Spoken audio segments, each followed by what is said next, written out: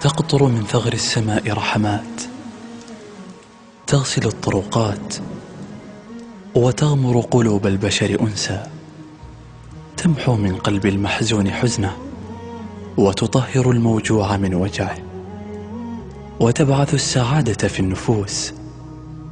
هكذا تهيأ الأرواح لعام جديد، ينتهي عام بكل أشيائه ليبدأ آخر بأشياء أجمل، ينتهي عام بكل لحظاته ليبدأ آخر بلحظات أنقى، ينتهي تأبين الأحلام لنخلق أخرى أرقى وأبهى.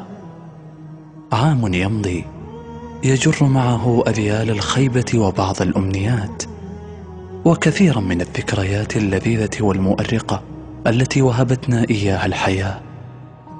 عام يمضي ليسدل الستار على صور جميلة وملامح أليفة بريئة انطوت معه آخر الحكايات، لينقشع الغمام عن بداية حكايات قادمة.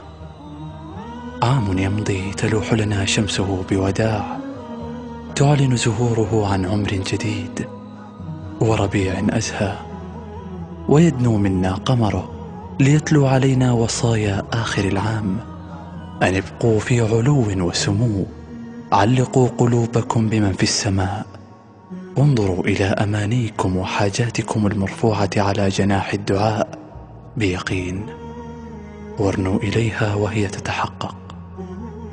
أغلقوا دفتر الماضي بآلامه وأحزانه وانكساراته وأفراحه وأتراحه، ودعوه يختنق بعيدا عن عامكم الجديد، عامكم البهي، عامكم العامر بالسعادة بإذن الله. كل عام والبسمة تغمر محياكم.